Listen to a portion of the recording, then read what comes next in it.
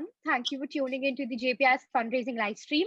This is a quick reminder for you to click the link in our description box below and donate to our COVID-19 crowdfunding campaign in association with Give India, Uplift, and the Ojala Foundation. Good morning, everyone. Welcome to the College Roundtable. This is the University of California, Berkeley edition. Today, we are joined by two alumni of JPIS, Vrinda Sonkia and Shubhodaya Godha, who are now students at this prestigious university, UC Berkeley. We'd like to start by having both of you introduce yourself. Vrinda, would you like to begin first? Yeah, sure. Hi, my name is Vrinda Sonkia, and I'm a current freshman at UC Berkeley. I joined JPIS in 11th grade, and it was an incredible experience, like those 2 years. I was the cultural head girl of the school. And right now I'm at UC Berkeley. I did my fall semester online from Japan. And I'm currently taking a gap semester because of COVID, and I'm planning to return to campus in fall, hopefully, if all goes well. And also, sorry, I'm a business administration major. Thank you for that.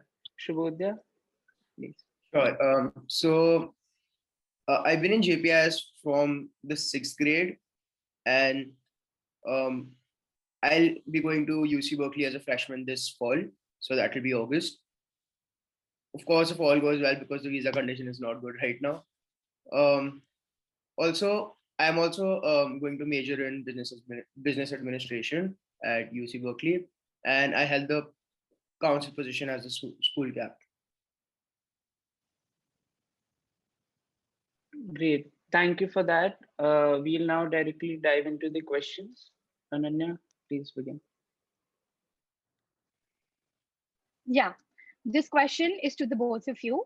Despite being accepted into other universities, what was the one factor that made you choose UCB? Vrinda, over to you first. Yeah. So for me, actually, my dad, I had a couple of other options that, all like really amazing colleges. And I was so confused initially because Berkeley is a great college. But, so my dad, he made me make this spreadsheet with like so many columns. So for each of the university was like, professors, classes, clubs, campus environment, city, weather, safety, like so many columns. And he's like, fill it all up. He's like, don't make a decision, just fill it up. And when you watch those videos and you research, like, it's just all going to start making sense. And while I was researching, like, even though other colleges were great, but I could feel like that, my heart was just at Berkeley when I was watching the campus like videos, and I was just talking to like upperclassmen who were at Berkeley. And I knew that Berkeley was sort of the right fit for me, but I still wanted to make a logical decision. And so some of the main reasons that I chose Berkeley was because amazing professors. It's so close to Silicon Valley. So like the internship opportunities and the networking, and just Berkeley is full of opportunities. And of course, like California weather. But I think the main reason that I ended up choosing Berkeley was because Berkeley, like for some people, this may be a drawback, but I think this is why I chose it. So I'm an intended business administration major. And in Berkeley, to get into the business administration major, you have to reapply. So it's like a college application process all over again. You have to write essays, activity list, GPA, everything. And also, it's a really big university. So it's very, very competitive. And I am like the opposite of competitive.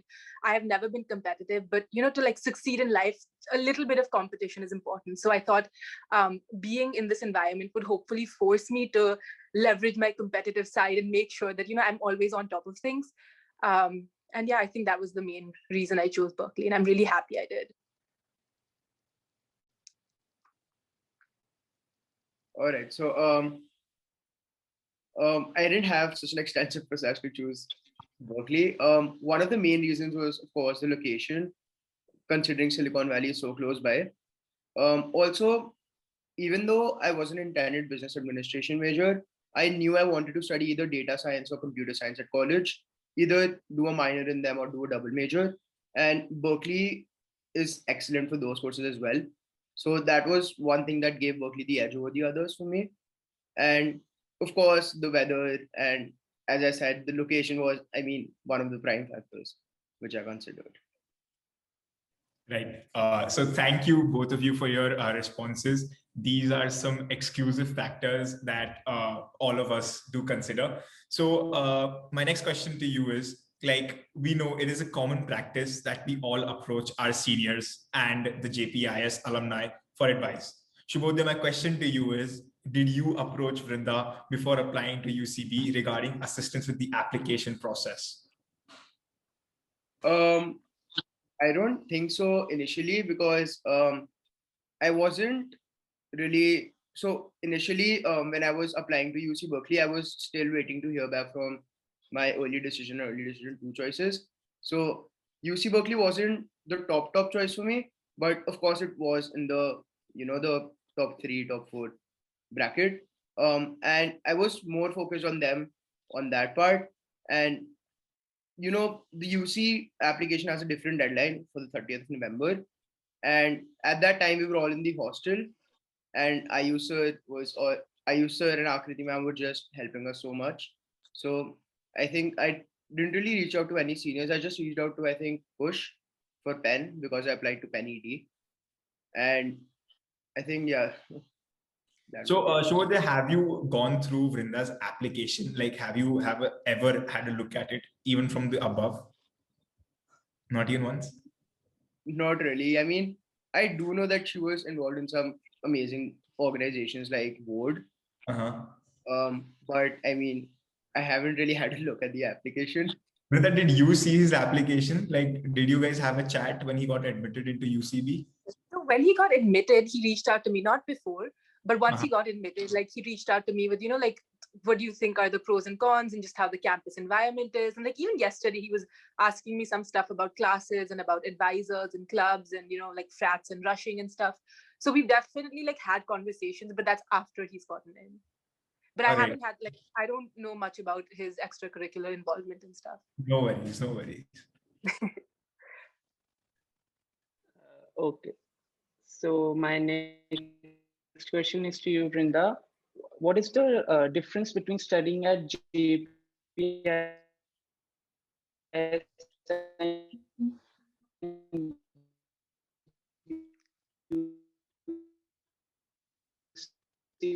terms of?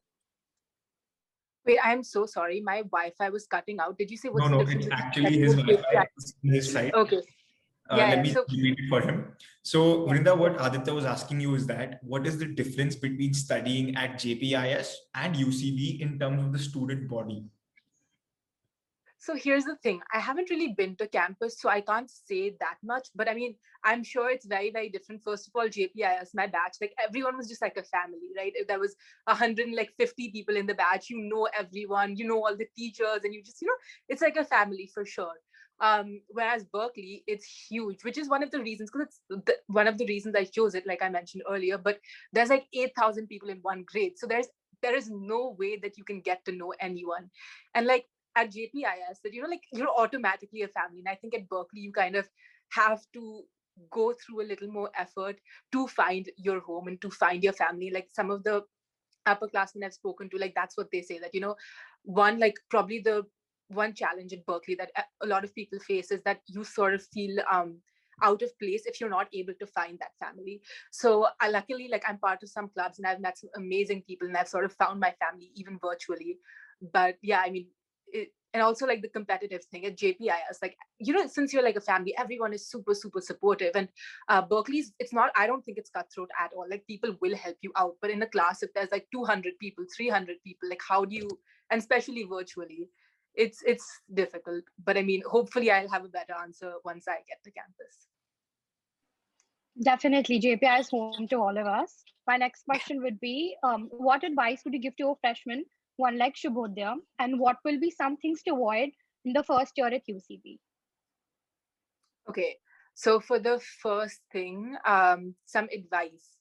I think, I mean, this is like regardless of if you go to UCB or like any other college, I think it's really important to know yourself. So like know your strengths and your weaknesses, because like that is how you'll be able to make the best out of the 4 years. I know like that is probably I might not have ended up at UC Berkeley if I didn't sort of like know my strengths and weaknesses, because like I mentioned earlier, the competitive environment and me not being competitive and me wanting to sort of grow was the reason I chose UC Berkeley. And so I think if you know yourself, you know the sort of clubs you want to go to, the sort of path you want to take. And I think it helps you sort of streamline the 4 years and make the best out of them.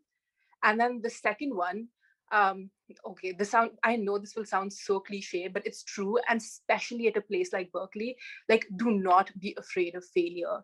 At Berkeley, like some of the clubs can be super, super competitive, like a 3 to 4% acceptance rate, which is less than the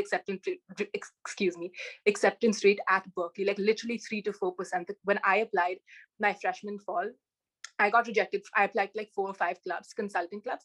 I got rejected from all of them. First, you have to do a GPA drop. You have to write essays. Then you have a first round interview. Then you have a second round interview. And most of the freshmen, like in their fall semester, they get rejected because, they're freshmen. But, and so a lot of my friends, they didn't reapply. I decided to reapply my spring semester. I reached out to like all of the upperclassmen. I asked them for tips. I did so many like casing questions for the interviews. I changed my whole resume because my resume was very like high school. And so I talked to seniors. I was like, how can I make it more college, right? And then I did that. The clubs that I got rejected from, I was like, can you give me like some feedback? Because after the first round, like I didn't make it. And so I got feedback from them. And then in the second, like in the spring semester, I was able to get into some of the clubs, and I got into like my dream club. So, and like a lot of my friends, they're just like, it was so difficult. Like, we don't want to do it again. So I think especially like, it's really easy to get discouraged when there's so many amazing opportunities, but there's even more people fighting for those same opportunities. So just make sure you've got like your eye on the ball and you're like fighting for that. And also, like I mentioned earlier, last thing that I think it's really important to get yourself involved in like extracurriculars at UC Berkeley, because it can be really, really difficult to find your family. If you have 300, 400 people in a class, like the big lectures, it's unlikely that you're going to make friends through those classes. So through clubs, through discussion sections, through like reaching out to people, that is how you're going to make friends, and that is how you're going to find your home there. I hope that was good advice. Yes, it definitely was. Now we know that UCB is a competitive college. So yeah. Shubhodaya, you're a freshman and you haven't been to the campus yet. So what is the first thing you plan on doing after you arrive on the campus? Haven't really thought about that, but I think the first thing I'd plan on doing would be just settling in properly. You know, getting the new housing and stuff, living independently for the first time. It would be a challenge for sure. But I think, and catching up with studies, of course. There's also this thing called Freshman Edge at UC Berkeley, in which you can get the courses that you're going to study beforehand. So I can start studying for college from July. So I might even take up that. I'm not sure. So probably just meeting new people, settling in with the roommates and stuff.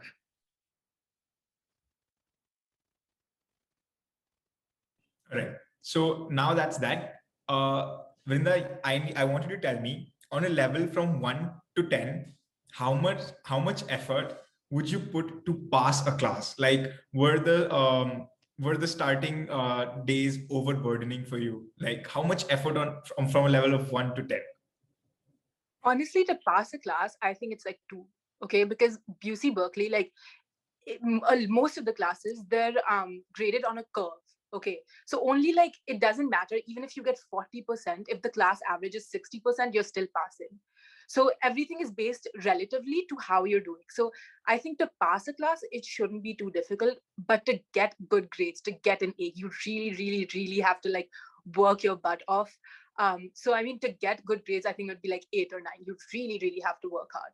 But to pass a class, I think the way that classes are designed, they don't want students to like be failing and repeating courses. So at least I don't think passing a class should be difficult. And in the initial days, how difficult was it? I think the professors can be pretty understanding, and like I don't think it was too bad for me. The only thing was like, again, like I mentioned, I was in Japan my freshman like fall semester. And so I was my classes were from like midnight to 6 a.m. And I'm someone who used to go to bed at midnight. So I'm like flipping my schedule. I'm staying up all night. So that was pretty difficult for me. But still, I think like, over time, you change your schedule accordingly. And it was fine. Yeah. That's great to hear. I would like to ask Shubhodaya, what are your views on the research opportunities at UCB? So I haven't really been to campus yet, as I said, but Mm-hmm. I think the research opportunities are really good at Berkeley. I don't really plan to do research at college, considering I mean I don't really want to go into the academic field, but um, for anyone who's wanting to do that, research opportunities are stellar at Berkeley from what I've heard. And also, there are so many clubs, as Vrinda stated, that and everyone can find what they really like at Berkeley, considering it's a huge school. And it's not only about the professional clubs, but you can also find social fraternities and social business frats, which can help you find your home. Um, so I think the one main resource at Berkeley would be that because it's such a huge college, you can find people from all different backgrounds, and that could be really helpful in a college experience. And considering the professors and research opportunities at Berkeley combined with that, you kind of have a great combination. All right. So, Brinda, why don't you tell me how hard or how easy was it for you to make friends at UCB when you were a freshman? My first semester when I was taking classes, it was pretty difficult. Like, I'm not gonna lie, it was pretty difficult. Because first of all, online classes, everyone has their cameras off, and like especially for me, my classes were like in the night. Okay, so I did not have the effort. Like I did not have the energy to like be reaching out to people in class or like in breakout rooms as well. Like you're just so tired. It's like I just want to listen to this information and sleep. And also then it was like because that was the morning time, so I used to sleep from afternoon to evening California time. So the time where I would be reaching out, like socializing with people, it was a little more difficult. So even though I had like friends who I would talk to, it's like, I message them and then they respond like 10 hours later. And then I respond 10 hours later because it was just like different time zones. But I was still able to make some international friends.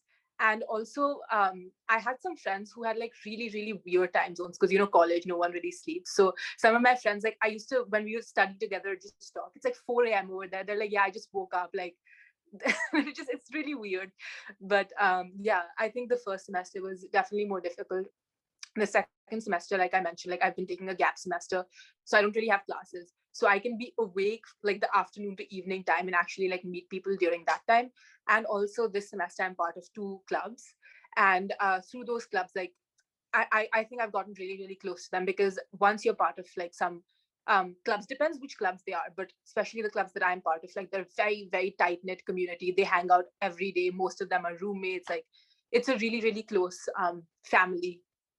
So I think it's been better this semester. Hopefully. So you both had excellent applications, that you rolled out to the colleges. So what advice would you like to give to students who want to apply to UCB? If any one of you can begin first. Shub, do you want to start off? Yeah, sure. So I think this is one of the most cliche advices you'll ever get, but just be yourself in the application process. Basically, you need to show. I mean, I think my essays are what made me get through Berkeley, because many other students applied from our school as well who were at par with my academics and maybe even better than me. But I think the essays are what really differentiated me apart from the activities. So just try to show them your humane side and show them that what your life actually has been, something that you can't really portray on your activities and your academics. Just try to be yourself on your essays, and the essays can really be a game changer for you if you play that part out right, it can work hugely in your favor. Even if you lack academically to get into a college, the essays can make up for it for sure. So I was going to say the exact same thing, Shobha. I was like, as cliche as it sounds, like it really, really does matter that you be yourself. Because like, so okay, I remember I used to in Akriti ma'am, they made us do this activity while we were finalizing our Common App essays. And so there was this survey that they made us take, which was like, 20 or 30 qualities. And it ranks them from like 1, 2, 3, 4, 5. So like I probably like, the ideal good student quality, maybe I didn't have them because my first ones were like, my first quality was kindness, then like, love, passion, like things like that. And so like, it's like, why would a college want a student who's maybe top thing is like kindness and love and things of that sort. But I think that really differentiates you because they're choosing you as a person.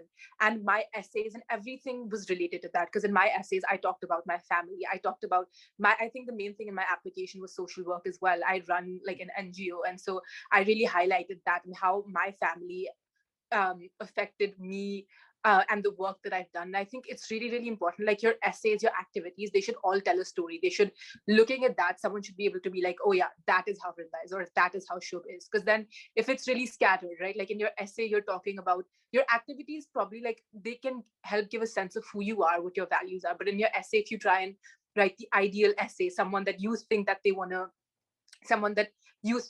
want to admit to the college, but it's not actually you. I think they can pick up on that. They can see that, it doesn't match, there's something off. So I think it's really important to be yourself and choose your qualities that you want to show to them, and make sure that your application tells a story. Vrinda and Shobh, that's actually really great advice. So this is my last question, and we will be wrapping up after that. So this is a little bit thoda masaledar question. And we've come to notice that at Berkeley, it is a little hard to get close with the professors, which means that, for example, you take a JPS atmosphere, you don't understand something in one class, you go to the teacher in the staff room, he or she will be there, they can attend you. But at Berkeley, since, Vrinda mentioned it a couple of times, there are 8,000 kids in one grade. So even if you approach a professor after class hours, he'll be having like 30, 40 kids. So is that true? At some point that it is hard to get close with professors? Vrinda, what do you say? I think it is, but I think professors are really, really understanding and responsive. Every single professor, like without fail, there's these things called office hours. Okay. And so like, for example, every week they have office hours from Friday 7 to 9, for example. And so students who have questions about that class, they would come during that time. And every single class as well, like, some of the classes, they have 200, 300 students. It's not possible. Professors are really, really like, they're amazing. They're super, super accomplished. Like for my econ professors, while teaching economics at Berkeley, they were part of like the White House Economic Committee for Barack Obama. And like, it's just, they're doing so many amazing things. So they don't really have time to grade like 300 papers. So for almost every single class, there's these things called, not things, I don't know what to say, but there's like teaching assistants, okay? And they're usually graduate students, or at least like, seniors or juniors who help you out. They grade your papers, and like there's only like 15 to 20 students per TA. So first of all, like your TA would probably be your first point of contact. So that makes it really easy because they're really, really, they're knowledgeable about the field. So it's not like, they're clueless. And then when you want to make connections with the professors, you can go to their office hours as well. And I think professors are pretty accommodating. From what I've heard, professors stay after hours as well, right? Like, 7 to 9, there's still people who have more questions, who have more doubts. They would stay even later than that. So I think definitely it can be difficult, but if you make the effort and like, you go to each of the office hours and make sure that you're able to make a connection, I think it definitely is doable. Right. Thank you for that response. It was really a pleasure to have both of you speak to us, and we definitely made something out of all this information. Thanks so much, guys. It was my pleasure. Thank you.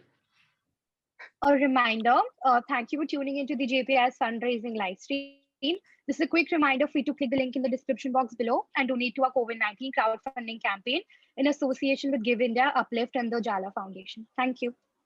Thank you for being here, guys. Thank you.